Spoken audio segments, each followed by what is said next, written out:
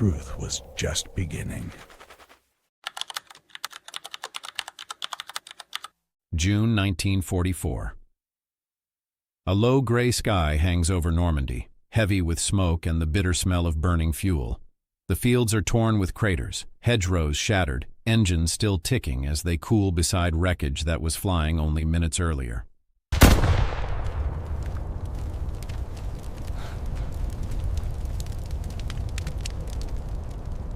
Amid the noise of distant artillery and the hum of Allied trucks rolling through captured ground, a single German pilot sits on the edge of a makeshift medical tent.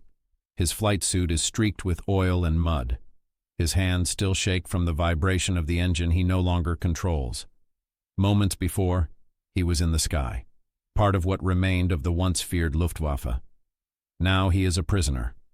A medic offers him water. He accepts without resistance.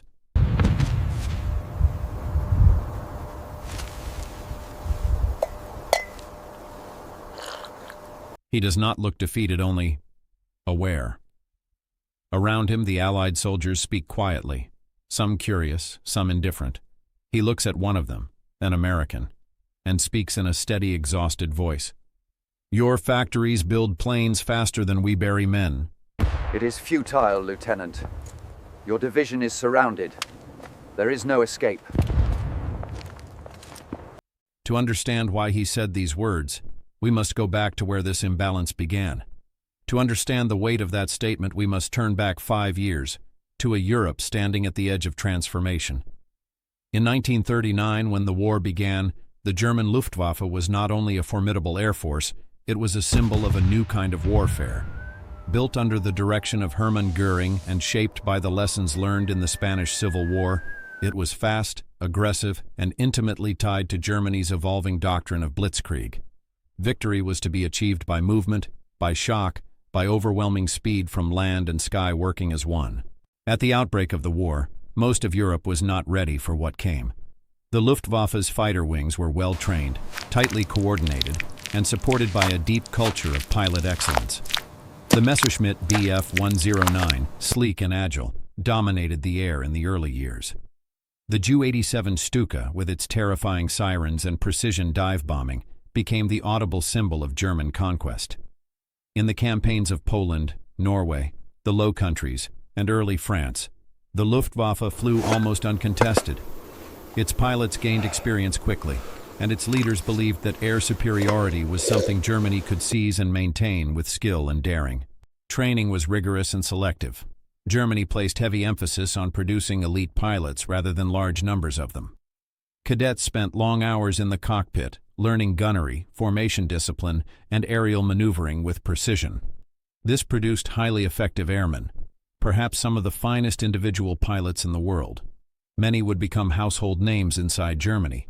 They were admired, decorated, even celebrated publicly as guardians of the Reich. But embedded in this strength was a quiet flaw. Germany was building a fighter culture, not a fighter system. The Luftwaffe was designed to support fast-moving ground offensives in Europe, short-range missions, relatively close to home, dependent on well-supplied airfields and rapidly advancing armies.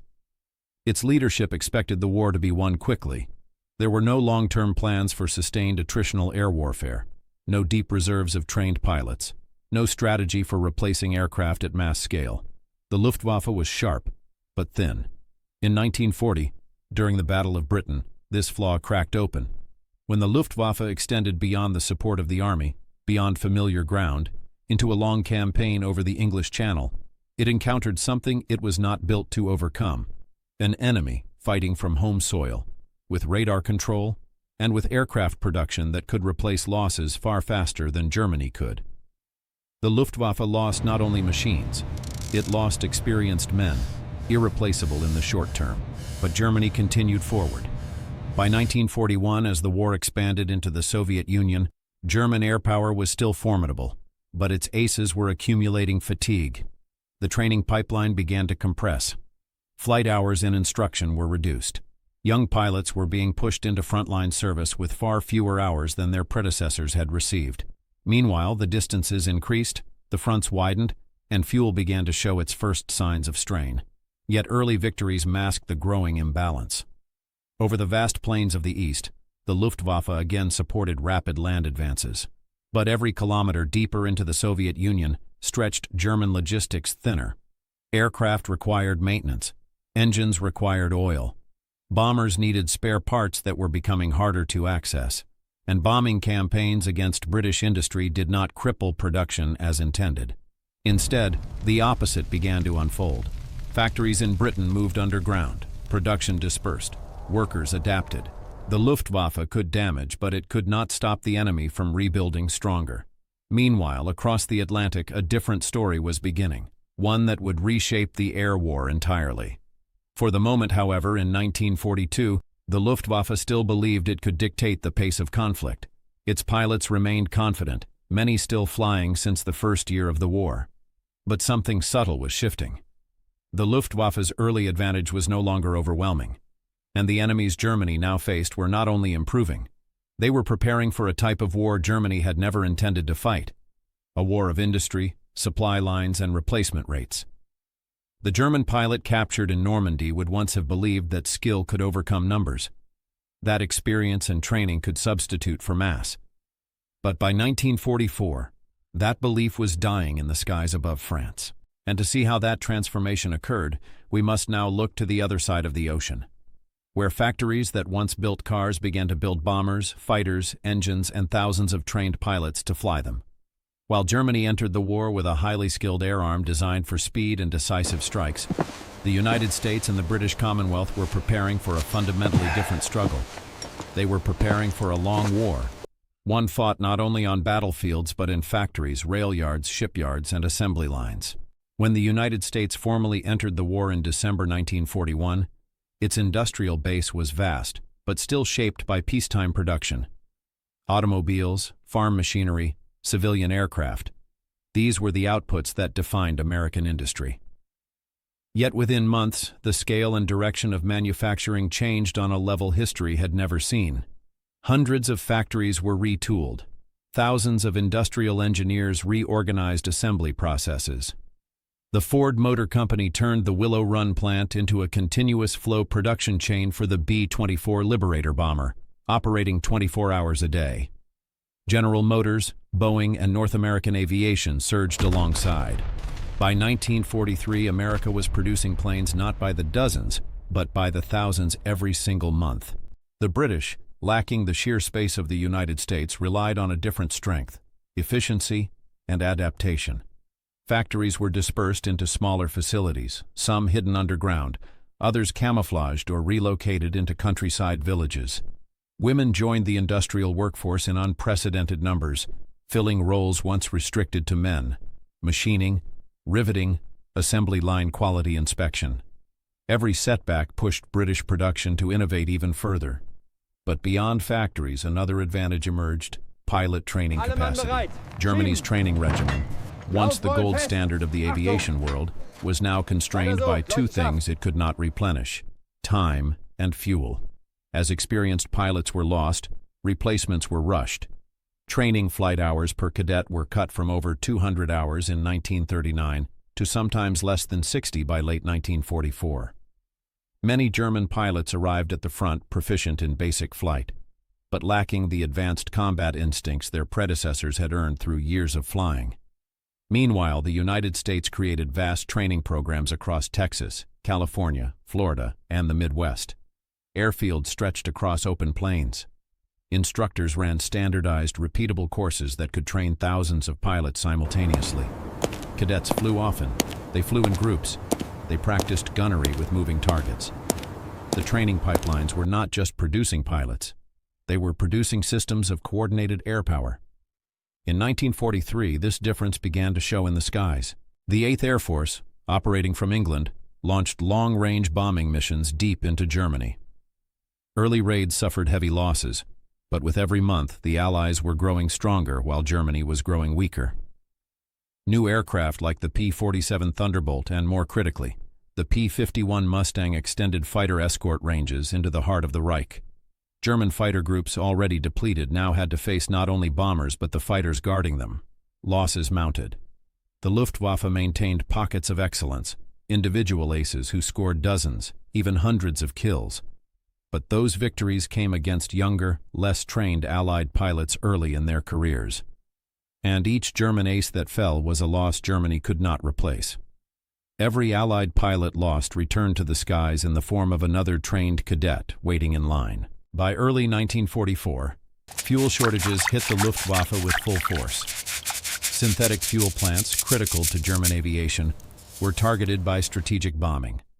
Fuel reserves dwindled, and pilot training flights were reduced even further. Some new pilots entered combat with so few hours of flight time that simply taking off under combat conditions was an extreme test of skill and nerves. Yet Germany still believed it could resist. The Luftwaffe reorganized, shifted squadrons, introduced new aircraft including the FW-190D and the advanced Bf-109 variants. On paper, the machines were competitive. In practice, they required experienced pilots who no longer existed in sufficient numbers.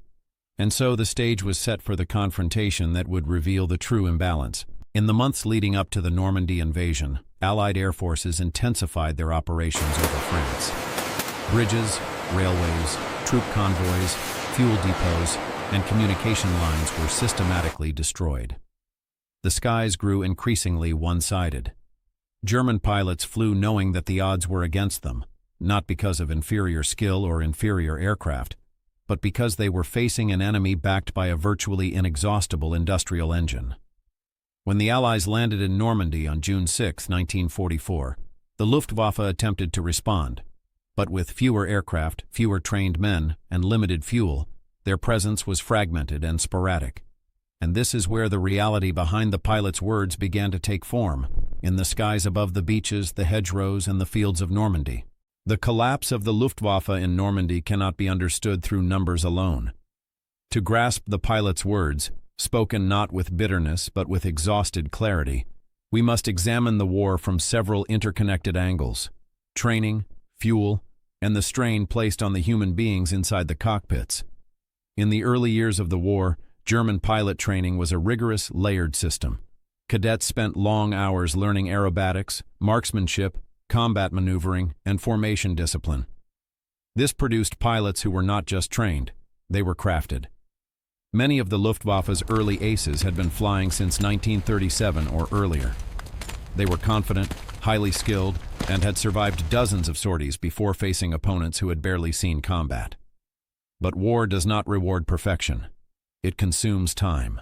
By 1943, the Luftwaffe could no longer afford the luxury of extended training cycles. Losses in the east, in North Africa, over Italy, and in defense of German cities forced the training command to accelerate the process. Flight hours for new pilots were reduced drastically. Maneuvers once drilled through repetition were now reviewed briefly or practiced in simulators with limited realism. Where early war pilots learned to feel the aircraft as an extension of themselves, late war pilots learned to fly by necessity and urgency. Meanwhile, the Allies refined their approach in the opposite direction. The US and British training programs became systems of scale, not just producing pilots, but producing standardized proficiency. Instructors trained pilots in coordinated tactics. Squadrons practiced formation, flying not as individual skill, but as collective discipline. Even if a single Allied pilot was not as individually skilled as an early war German counterpart, he could rely on standardized tactics, radio discipline, and group maneuvering. This turned air combat into a contest not only of skill, but of organizational endurance.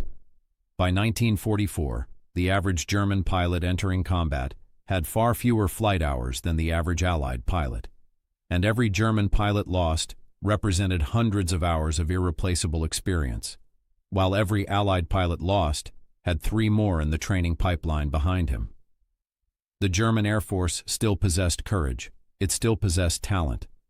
What it no longer possessed was recoverability. Aircraft, no matter how advanced, are only as effective as the fuel that powers them. And fuel, specifically high-octane aviation fuel, became one of the decisive factors in the air war. Germany relied heavily on synthetic fuel production derived from coal. These facilities were sophisticated, industrially expensive, and geographically vulnerable. Once Allied strategic bombers began targeting synthetic fuel plants in 1944, the consequences were immediate and devastating. Fuel reserves dropped, training flights were cut, Test flights for new aircraft were limited. Even maintenance and engine break-in cycles became rationed events. By contrast, the United States had access to vast petroleum reserves and refined high-octane fuel on an industrial scale. Aircraft engines could run hotter, push higher compression ratios, and sustain longer flight durations. Allied pilots flew more often, not only in combat, but in training, in long-range escort missions, in maneuvers that built instinct and confidence. Practice builds familiarity, and familiarity determines control. For German pilots in the final years of the war, taking off was often the beginning of a gamble. Every flight was precious. Every mission risked the last trained men Germany could field. The sky was no longer a place of opportunity. It was a place of attrition. And when they faced Allied fighters like the P-51 Mustang, which could escort bombers deep into Germany and still return with fuel to fight, the imbalance became painfully clear. Fuel became more than a resource. It became the measure of time, the time Germany no longer had. War in the air is not fought only with machines. It is fought with nerves, memory, instinct, and the ability to endure stress few environments can replicate. By 1944, many surviving German pilots had been fighting continuously for years. They carried psychological weight, the accumulation of losses, the fatigue of constant vigilance, and the awareness that every mission might be the one they would not return from. The Luftwaffe did not rotate experienced pilots away from combat. It needed them on the front lines to compensate for the decreasing skill of new arrivals. This meant pilots who survived did so by continually pushing themselves through exhaustion, grief, and fear. In contrast, Allied systems rotated pilots, enforced rest periods, and prioritized mental recovery. Individual pilots were not expected to hold entire sectors of the war through sheer endurance. Germany relied on experience. The Allies relied on sustainability. By Normandy, the Luftwaffe's pilots were not only outnumbered, they were exhausted. And soon all these forces converged over the beaches and fields of France. By the time Allied soldiers were pushing inland from the beaches of Normandy, the imbalance in the air was no longer theoretical. It was lived reality, visible, measurable, and inescapable for the men inside the cockpits. German aircraft manufacturing was technically skilled, but it was not built for mass replacement. Many airframes were assembled in smaller facilities, sometimes even in converted buildings or dispersed workshops to avoid bombing. Skilled craftsmen and engineers worked carefully, often by hand, producing machines of high quality but slow output. The Messerschmitt Bf 109, for example, was a refined weapon requiring precision fitting and machining. But every hour spent refining rivets and aligning airframes was an hour the Luftwaffe could not afford to lose. In the United States, production philosophy was entirely different. Factories like Willow Run in Michigan were built to produce bombers the way Ford once produced automobiles, through continuous flow assembly. Workers performed one small step repeatedly, efficiently, and predictably.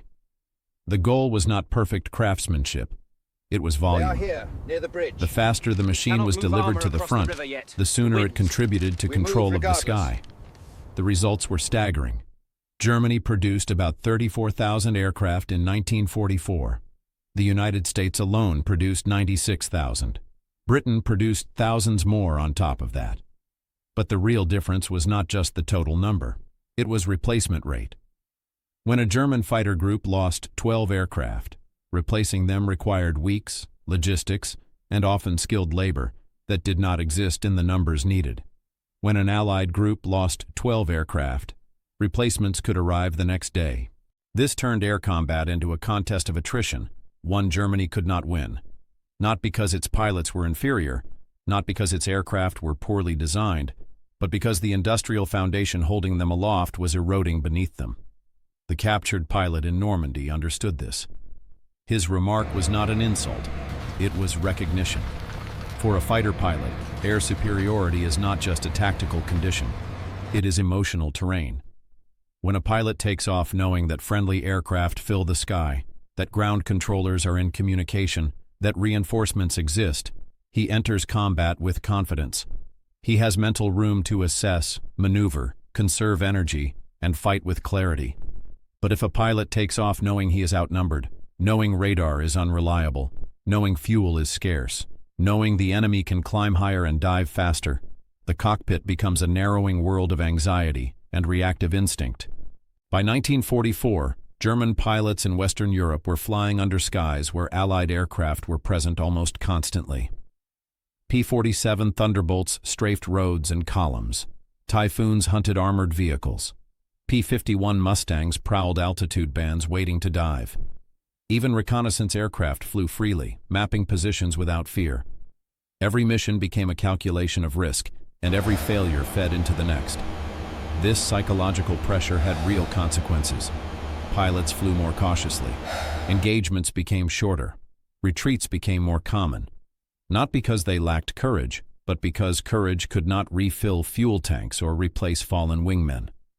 German pilots often described the air over Normandy as crowded, not with aircraft, but with inevitability.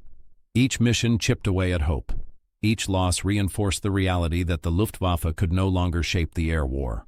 And this is where the captured pilot's words find their deepest meaning. He was not commenting on factories alone. He was acknowledging a truth every surviving German pilot had begun to feel. The outcome was no longer being decided in the cockpit, but in the assembly line. While Germany pioneered early radar and used it effectively during the Battle of Britain, by 1944 the advantage had shifted. The Allies integrated radar, communications, and air command into a seamless system. Ground controllers could vector fighters with precision. Bombing raids were coordinated across hundreds of miles. Weather data was centralized. Intelligence updates were shared rapidly. Germany, strained by fuel shortages, disrupted command structures, and bombed infrastructure, could no longer coordinate on the same scale. Even when aircraft were available, they could not always be directed effectively. Thus, the sky became not only an arena of firepower, but of information. The Luftwaffe, once the master of fast and decisive operational coordination, was being outperformed in both machinery and organization. All of these forces, training, fuel, production, psychology, and control, collided over Normandy, shaping what happened next. The stage was set for the turning point. The Allied invasion of Normandy on June 6, 1944, did not simply challenge the German army on the ground. It confronted the Luftwaffe with a test it could no longer meet. The beaches, the landing craft, the paratroopers, the naval artillery, all of these were part of the story. But above it all, the most decisive battle unfolded in the air. On the morning of D-Day, the skies over the English Channel were filled with aircraft unlike anything the war had seen before.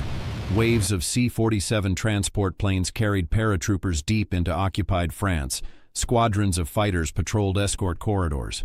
Bomber formations struck coastal fortifications and strategic crossroads.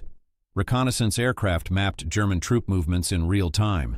Allied coordination was not simply overwhelming, it was systemic, synchronized, and constant. Germany had anticipated an invasion. It had defenses prepared. But the Luftwaffe, once the cutting edge of German military power, could not respond in force. Out of more than 1,000 operational aircraft stationed in Western Europe, only a fraction could be scrambled at any given moment. Fuel shortages, damaged airfields, lack of trained replacement pilots, and a fractured command structure ensured that the Luftwaffe did not appear in the skies as a unified threat, but in scattered, isolated bursts. Small German fighter groups attempted to break through Allied air cover on June 6th and the days that followed. They flew low through valleys to avoid detection. They launched rapid sorties from makeshift airfields. Some pilots pushed their engines beyond safe limits, desperate to gain altitude advantage. But the moment they were detected, Allied fighters were already moving. P-51 Mustangs patrolled high-altitude corridors. P-47 Thunderbolts hunted at mid-levels. Spitfires swept low over the hedgerows. Typhoons struck German convoys and armor attempting to reinforce coastal defenses. The Allied air presence was not simply numerous, it was layered. Each altitude band had a purpose. Each squadron had directives. Radar stations tracked German takeoffs and vectored Allied fighters to intercept them before they even reached the battlefield. German pilots often found themselves under attack before they could climb into optimal combat altitude. In those first days, the imbalance became brutally clear. When German fighters did break through, they did so at enormous risk. Many ran out of fuel before returning. Some landed in fields or narrow roads, improvising survival. Others were forced to choose between engaging or preserving their aircraft for a later fight. The Luftwaffe had never been designed for a war where every aircraft mattered, where every gallon of fuel was irreplaceable. One German squadron commander recorded in his diary that June, "We are sending men into the sky to hold back the ocean." The description was not poetic, it was precise. The ocean was industrial capacity in motion. The German pilots flying on the Western Front in June 1944 were experienced, resilient, and often outnumbered 5-1.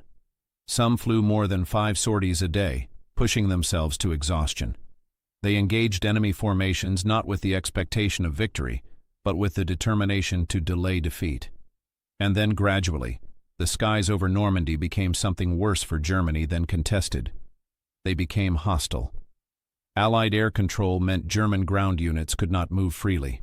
Convoys traveling by day were attacked, tanks were strafed, command posts were bombed, reinforcements arriving by rail were ambushed from above.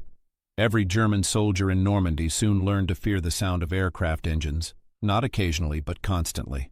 The Luftwaffe tried to redeploy experienced pilots from other fronts, from Italy, from the Eastern Front, from training commands. But redeployment required fuel, flight hours, functioning airfields, and aircraft that could be moved safely. The chain of requirements was too fragile. Each missing part broke the whole. Meanwhile, Allied losses, though real, were sustainable. Aircraft shot down were replaced. Pilots killed or captured were replaced. Damaged squadrons were reinforced. This was the transformation the captured German pilot had recognized. Air combat had ceased to be determined by the skill of the individual, and had instead become determined by the health of the industrial system supporting the wings. By late June, German pilots flying over Normandy did so with a clear understanding that they no longer held the initiative. They were reacting, scrambling, improvising, hoping for opportunities rather than creating them. And yet, they continued to fly. Because surrender was not the mentality of the Luftwaffe. They carried on because to stop flying was to concede the sky entirely.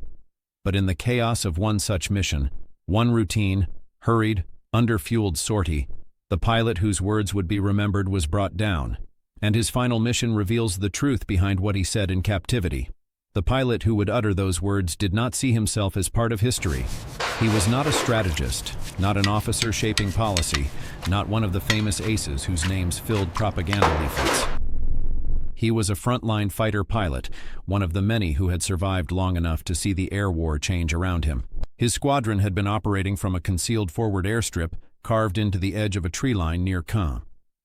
The runway was short, camouflaged, and rough, held together with pierced steel planking in constant repair. Supplies arrived at night, when they arrived at all. The men slept in shallow dugouts and ate quickly between missions. They were not stationed there to win the war. They were stationed there to slow the collapse. On the morning of his final mission, the pilot was briefed quickly. Allied ground forces were pushing toward Villers-Bocage. German armor needed air support, not to advance, but to hold the line just long enough for reinforcements to reach them. The pilot's Messerschmitt Bf 109 was fueled with only what the depot could spare, 40 minutes of flight time. Enough for one climb, one engagement, and one chance to return. He knew what that meant. Every pilot on that airstrip knew. There was no time for reflection. The engine turned over. The propeller spun. Dust kicked up around the wheels. One by one, the fighters began rolling down the makeshift runway, their engines straining against the uneven earth. They lifted into the sky, not with the confident arcs of earlier years, but with sharp, deliberate climbs designed to conserve fuel. The radio was alive with voices, some steady, some tense, some already strained by weeks without rest. They broke through the low cloud cover and saw what they expected. Allied fighter patrols already circling the area, maintaining altitude advantage, waiting for German aircraft to appear. The engagement that followed was not cinematic. It was fast, brutal, and decided in seconds. The German pilot saw the sunlight glint off a formation of American P-51 Mustangs before his radio even crackled with a warning. The Mustangs were above them, always above them. With speed, with altitude, with fuel to maneuver. He pulled his aircraft into a climbing turn, pushing the engine to its limit, feeling the airframe shudder as the propeller bit into thinner air. He had learned long ago how to fight from disadvantage, how to use angles, timing, and instinct to survive. But the sky no longer belonged to pilots like him. A Mustang dived. He rolled. The tracers snapped past his canopy. Another Mustang swept in from the side, forcing him lower, forcing him defensive. There was no chance to regroup. No wingman close enough to coordinate with. No opportunity to climb back to favorable altitude. He was being driven. Fuel burned. Time evaporated. Every maneuver cost seconds he could not spare. Then, in the chaos of the turning fight, a burst of fire struck his engine cowling. Smoke. Oil splattered across his windscreen. The engine coughed, sputtered, and began to fail. The aircraft was no longer something he controlled. It was something he had to land before it killed him. He leveled out, scanning the patchwork fields below. He chose a clearing, not large, not ideal, but survivable.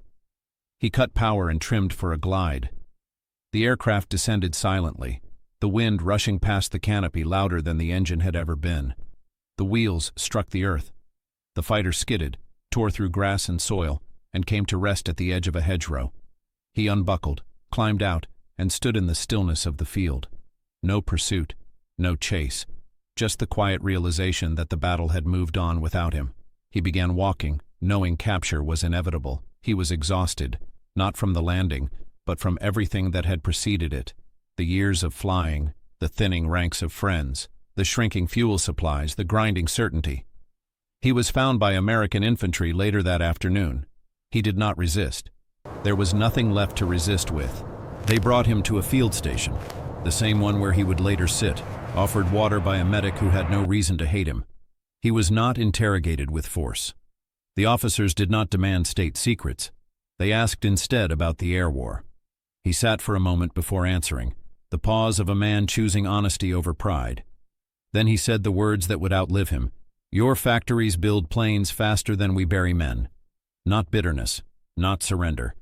Just the truth of a man who had seen a machine larger than courage. He had been taught that skill could triumph over odds. But skill cannot manufacture fuel. Skill cannot forge aluminum. Skill cannot train 1,000 new pilots each month. The war in the air had changed, and its consequences were only beginning to unfold. When the war ended, most stories about the skies over Europe were told through numbers. Sorties flown, aircraft produced, pilots lost. But behind those numbers were men who had lived through something the world was not prepared to remember in detail. The pilot who spoke those famous words did not return home to a Germany anything like the one he had left. The towns were quieter, not peaceful, but hollow. Buildings stood without roofs. Church bells rang over streets of rubble. Farmers plowed fields next to the rusting carcasses of tanks. Soldiers returned not as heroes but as memories of a past many wanted to forget. For a time he worked on repairing farm machinery. Engines were engines, whether they lifted into the sky or pulled a plow through mud. But in his voice, in his silences, there was always something unfinished. Not guilt, not pride, something more difficult to name. Witnessing. He had seen the war's turning point from the inside, not as a historian, but as a participant. And he was not alone. Across Europe, survivors of the Luftwaffe lived with a paradox the world rarely acknowledged. They had been trained to fight with discipline and precision. Yet the war they served in became increasingly hopeless. They were skilled, often exceptionally so. Yet their skill had been made irrelevant by the sheer scale of Allied industry. They had fought, not for victory, but to slow a collapse that, by the last year, everyone could see. The Allies had factories that stretched farther than bombing maps could cover, assembly lines that did not sleep, workers who replaced engines and wings in days, not weeks. Meanwhile, German aircraft production was held together with substitutions, shortages, emergency improvisations, and increasingly, inexperience. This was not the romantic duel of ace versus ace that early air war legends told. It was a contest between machine systems, logistics grids, fuel reserves, industrial output, and time. The pilot understood this long before historians would write it plainly. He once recounted to a friend, in the quiet years after the war when the past was spoken of rarely and softly, the moment he realized Germany had already lost. It wasn't when we lost men. Men can be trained. It was when we lost fuel. That is when the sky became foreign to us. Fuel shortages changed everything. Flights were reduced to minutes, not hours. Pilots trained in the air only a fraction of what their allied counterparts did. Experienced aces were killed faster than they could be replaced. The Luftwaffe did not simply lose because it ran out of planes. It lost because it ran out of time to train the men who flew them. Meanwhile, the American and British Air Forces rotated pilots for rest, recovery, and extended skill development. They flew on full tanks. They trained in formation combat. They learned to survive. War, at scale, is not a contest of bravery. It is a contest of systems. And Germany's system was collapsing from the inside outward. Years later, when speaking to students at a small technical college where he taught engine mechanics, the pilot was asked if he ever hated the men who shot him down. He shook his head. Hate? Number. They were doing what I was doing. We were the same men, just in different planes. He paused, then added something that stayed with those who heard it. In another war, another time, another place, we might have been sitting at the same table, drinking the same beer, telling the same stories. War draws lines between men who might otherwise have been friends. The pilot lived quietly for the rest of his life, teaching young mechanics how to listen to engines, how to feel vibration through their hands, how to tell when something unseen was failing. He never spoke loudly. He never lectured about ideology or nations. But sometimes, rarely, when someone asked what the war was truly like, he would repeat the sentence that had carried him from one life into another. Your factories build planes faster than we bury men. Not as accusation, not as regret, but as history, spoken by one who lived inside its turning point. History remembers the Second World War as a conflict of tanks, armies, invasions, and sweeping front lines. But sometimes the meaning of an era can be found in a single sentence spoken on a summer field in Normandy. A sentence born not of surrender, but of recognition. The German pilot's remark was not about defeat of spirit. It was about the realization that modern war had changed. No longer could skill alone win battles. No longer could courage decide outcomes. The battlefield had expanded far beyond trenches and skies, into shipyards, steel mills, fuel lines, logistics networks, and assembly plants. The Allies did not simply outfight the Luftwaffe. They outproduced it. And production is a function of society, its economy, its labor, its stability, its ability to continue when strained. Germany had brilliant engineers, skilled pilots, and remarkable designs. But brilliance cannot replace resources. Skill cannot replace fuel. Heroism cannot replace time. And so the war in the air became a lesson written in metal, smoke, and loss. Modern warfare is decided long before the soldiers meet. It is decided in the capacity to build, transport, maintain, and replace. The pilot lived long enough to see historians turn his experience into charts and figures. But numbers alone cannot capture what he meant. What he witnessed was not just the fall of the Luftwaffe, but the moment the world crossed a threshold. From that war forward, victory would no longer belong to the boldest charge or the sharpest sword. It would belong to the system that could endure. The factories, the fuel, the infrastructure behind the front lines, the unseen machinery of nation and economy. The pilot's words survived because they marked the moment war stopped being measured by the courage of men alone and began to be measured by the power that stood behind them. He said it quietly, without bitterness, without pride, only truth. Your factories build planes faster than we bury men. A sentence that contains the story of a war and the world that rose from it.